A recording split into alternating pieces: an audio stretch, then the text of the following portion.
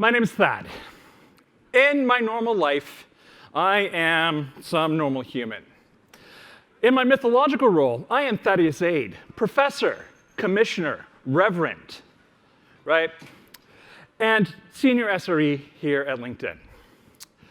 My list of mental health problems is fairly significant.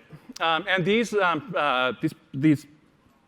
markers, these labels, are actually hugely helpful for me.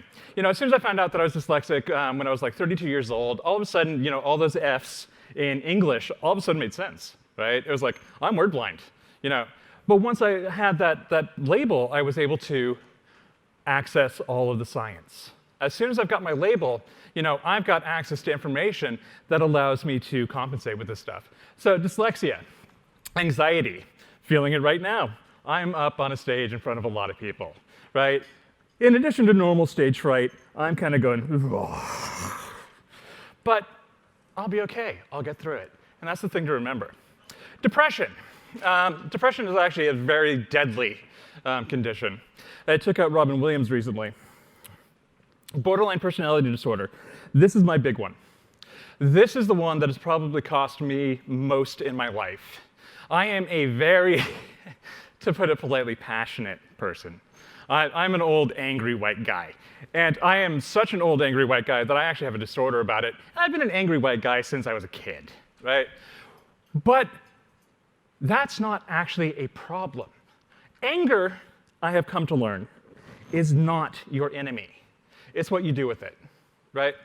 So I can be angry and I can go destroy something. I did that many times in my life. I've lost friends, I've lost jobs, but I have come to understand that borderline personality disorder and the emotional energy that comes with it, I can push to other things that I'm very angry about.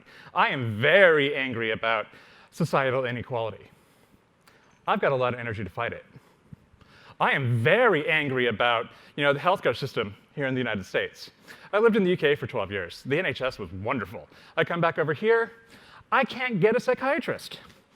Because ADD, ADHD, this one I don't have officially yet. My therapist thinks I have it, my doctor thinks that I have it, but because I have such a complex history, neither of them feel confident enough to actually give me this little label, which would give me access to additional medication that I need to keep my brain straight, right? And trying to find a psychiatrist who can deal with borderline personality disorder and the additional stuff on here, this is a unicorn that I'm looking for, right? So just being able to find the medical professionals that I need is hard. Autism spectrum disorder. I'm also on the spectrum. I'm fairly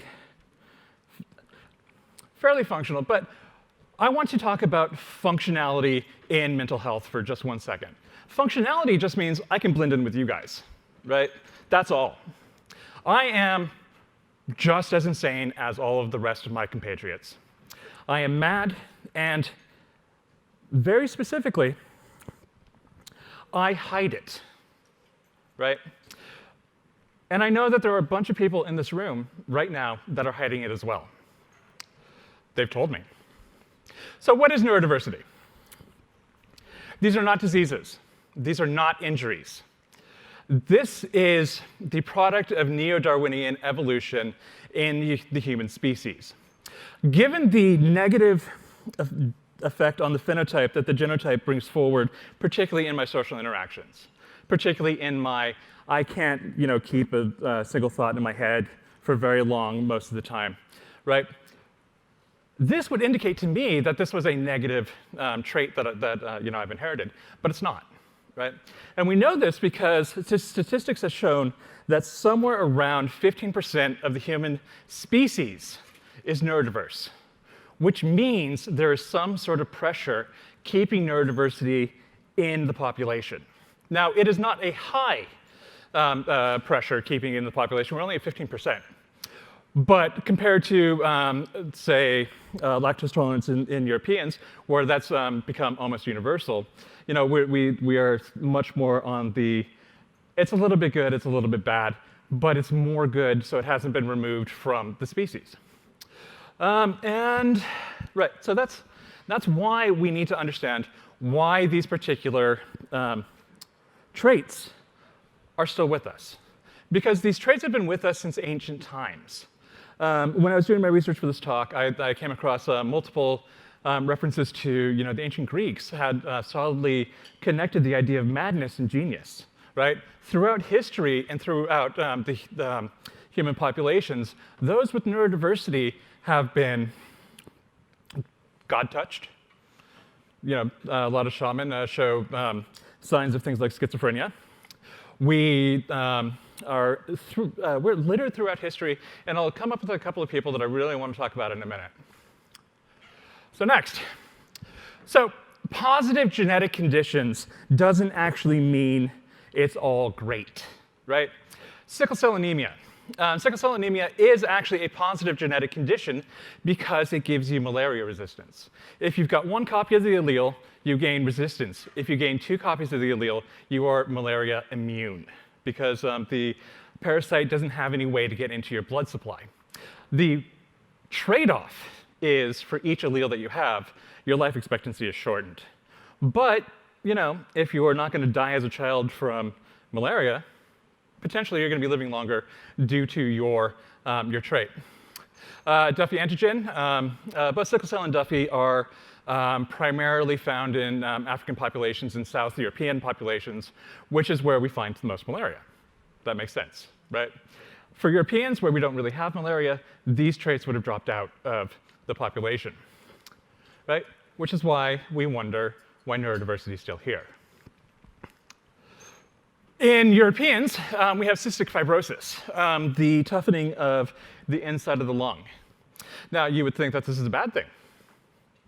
But this trait changes the way that the lung works in order to give you a resistance to cholera and tuberculosis, right?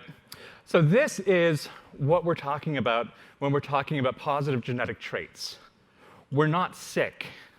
We are differently adapted. I am adapted to a different situation than what we would call the neurotypical, right? You guys go off and do your thing, and you're great, right? Wonderful people. We're a little bit different. We think a little bit different. We are, evolution's children.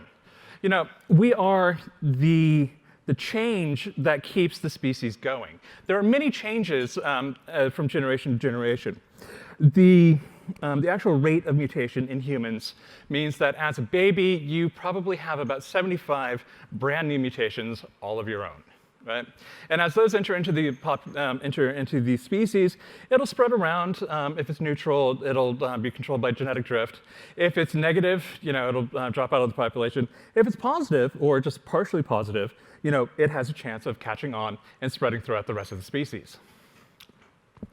Right. So what is good about us? We can do things that neurotypicals cannot. The flip side of that is neurotypicals can do things that I cannot, right? So it's a bit of a trade-off. So I've decided to go with the metaphor of the X-Men, right? I love them. Everybody loves them. And I particularly like over here on from I think it was X2, wasn't it? Have you tried not being a mutant? Now, obviously, the whole X-Men thing was a metaphor for, first, the civil rights movement, secondly, the LGBTQ movement. I happen to be part of the LGBTQ community, so I kind of steal ideas from the gay rights movement, and I kind of push them into the neurodiversity movement, because I'm both, so I do it. Anyway, so why should we make accommodations, and why am I even up here talking about it? The hiring of neurotypicals and the adjustment of culture, doing a callback to, I'm forgetting the name, 2 talks ago about dealing with other people, because we are a culture within a culture. SAP has been, for at least 4 years, actively engaging with neurodiverse hires.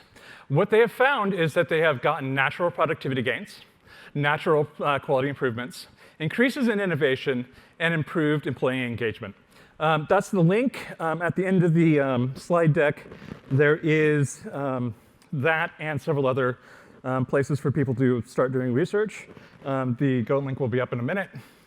But this is why we want to think about making the industry more welcoming of the neurodiverse, because we will bring new ideas. We can't help but do it, right?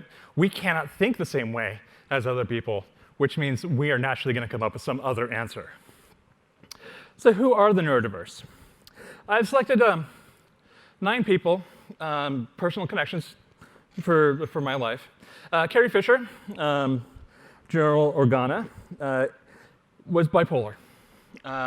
Her book and movie, Postcards from the Edge, was a look into her life being bipolar. And she has been, for as long as I can remember, an active advocate for the neurodiverse and the mentally ill in the world. She's going to be greatly missed. Danny Glover, civil rights activist, actor, dyslexic. Whoopi Goldberg, again, actor, dyslexic. So we start with these 3 people who've changed the world. We move on to my next set, Frida Kahlo, bipolar disorder. Famously political activist and famously a artist. Sorry, I'm having trouble with my basic nouns here. Martin Luther King, major depression.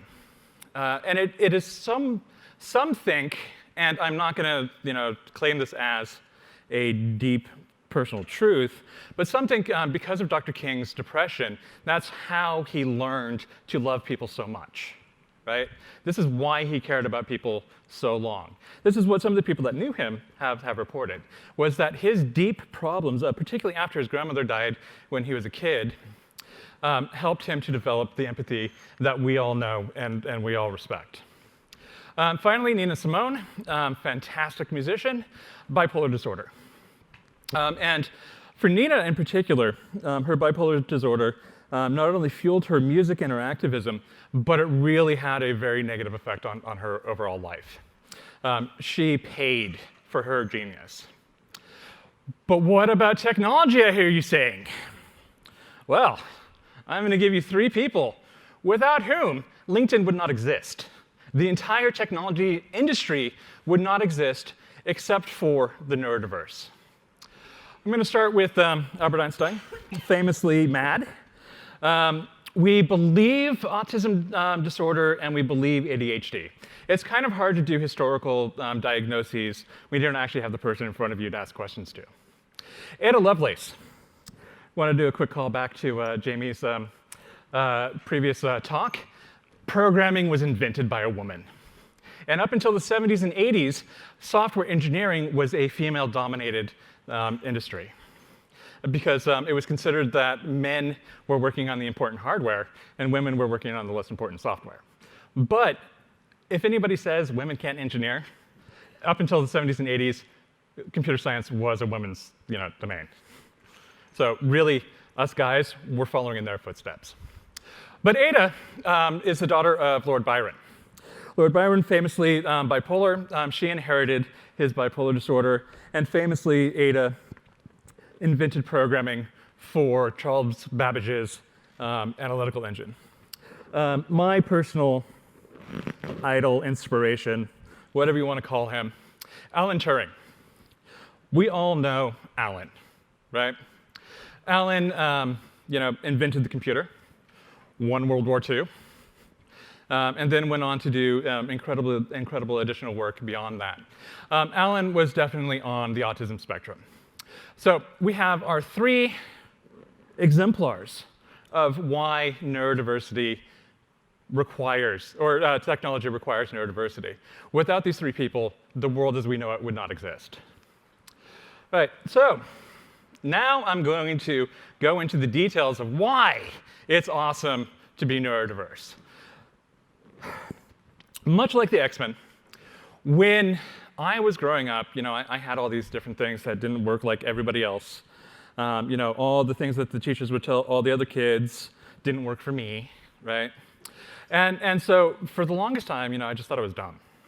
Well, I was really good at math, right? I'm really good at math. English, no. Social studies, no, right? Because I couldn't sit down and I couldn't concentrate on the book. I could not remember which letter came in front of which letter, right? And so my grades suffered. They ended up suffering so badly that I got kicked out of high school.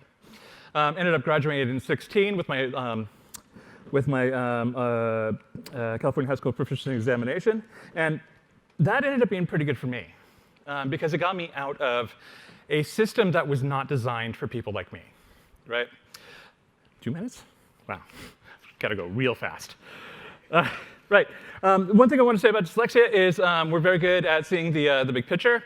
Up to 35% of entrepreneurs worldwide, particularly in the small business environment, are dyslexic, making us wonder at a 15% occurrence of all neurodiversity within our species, why is dyslexia at 35% in entrepreneurs? I'll let you go back and read that, but fundamentally, when I was building the original idea for the E8 recommendation engine, I was daydreaming, or at least it looked like I was daydreaming, right? I have a big problem historically in various jobs of the difference between looking busy and being busy, because me being busy looks very different to other people being busy. I'll be staring out the window, it'll look like I'm not doing anything, but I'm crunching numbers in my head. Anxiety, this is actually a very important drive within the human. It keeps us safe, right? If you're anxious, you're going to be thinking about how to keep yourself safe. It only becomes a disorder when it starts to negatively affect the rest of your life. But anxiety is particularly great because it lets you plan for those bad situations. Anxiety is actually shown to be a very good leadership skill, or a very good leadership trait, because it helps improve your backup planning. Depression. Depression, we've got the cost-benefit analysis of, is getting out of bed today going to be worth it, right? Am I going to be better off at the end of the day for getting up, or am I not? Borderline personality disorder. I actually am very passionate. I do the things that I like to do. ADHD, hyperfocus. This is the great and coveted position within technology, because this is what allows some people to get that 48 hours of code done without doing anything else. Autism spectrum disorder. We know stuff, right? There's a weird trick about autism that actually brings improved memory, right? I can remember most of the trivia around the original trilogy of Star Wars. In 2001, nobody would play Star Wars Trivia Pursuit with me. I would probably still defeat everyone. So, finding superheroes can be hard, but it's worth the effort. I have already told you that people have come forward to me to out themselves as neurodiverse in our company. But they're only telling me, which means that they don't feel safe outing themselves in the technology industry as neurodiverse. So again, calling back to the LGBTQ fight for rights, we're back in the closet, and I want us to come out. So build yourself a team. Make it expressly clear that you're welcoming of neurodiversity. Make it expressly clear that we are safe. We are safe to come out and show ourselves as the mutants we are. We bring new ideas. The famous campaign, Think Different. I can't think normal, right? So anyway, I've got a selection of resources for managers on the last of this bit of the slide. The Go link is there. Questions?